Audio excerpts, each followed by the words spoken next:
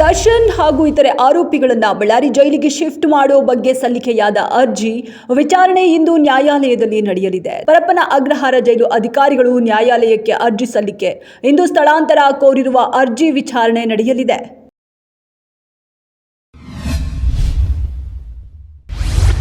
ಸುಜಾತಾ ಭಟ್ಗೆ ಕನ್ನಡದ big boss season 12ರಲ್ಲಿ ಭಾಗವಹಿಸುವಂತೆ offer ಬಂದಿರುವ ಮಾಹಿತಿ ಲಭ್ಯ.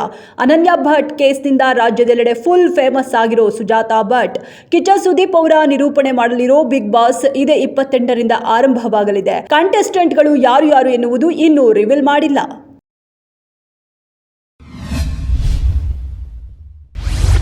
ವಸಿಷ್ಠ ಸಿಂಹ, ಕಟ್ಟಪ್ಪ ಖ್ಯಾತಿಯ ಸತ್ಯರಾಜ್ ಅವರುಗಳು ಪ್ರಧಾನ ಪಾತ್ರದಲ್ಲಿ ನಟಿಸಿದ್ದ ಬಾರ್ಬರಿಕ್ ತೆಲುಗು ಸಿನಿಮಾ ಚಿತ್ರಮಂದಿರಗಳಲ್ಲಿ ಉತ್ತಮ ಪ್ರದರ್ಶನ ಕಂಡಿಲ್ಲ.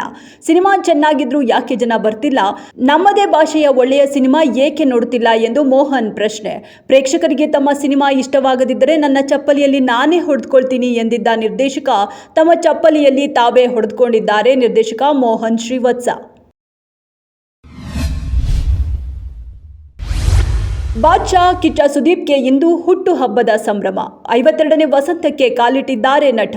ಹೊಸ ಮೂವಿಯ ಟೈಟಲ್ ಟೀಸರ್ ರಿಲೀಸ್. ಮಾರ್ಕ್ ಎನ್ನುವುದು ಮೂವಿಯ ಹೆಸರು.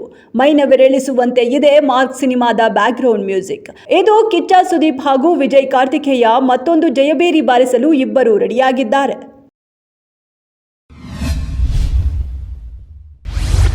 ನಿರಂತರವಾದ ಮಳೆಯಿಂದ ಗ್ರಾಮದ ಮೇಲೆ ಕುಸಿದು ಬಿದ್ದ ಬೃಹತ್ ಬೆಟ್ಟ. 1000ಕ್ಕೂ ಅಧಿಕ ಗ್ರಾಮಸ್ಥರು ಜೀವ ಬಿಟ್ಟಿದ್ದಾರೆ.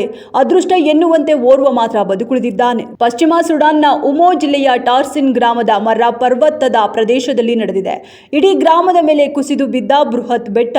1000ಕ್ಕೂ ಹೆಚ್ಚು ಜನ ಭೂ ಸಮಾಧಿ.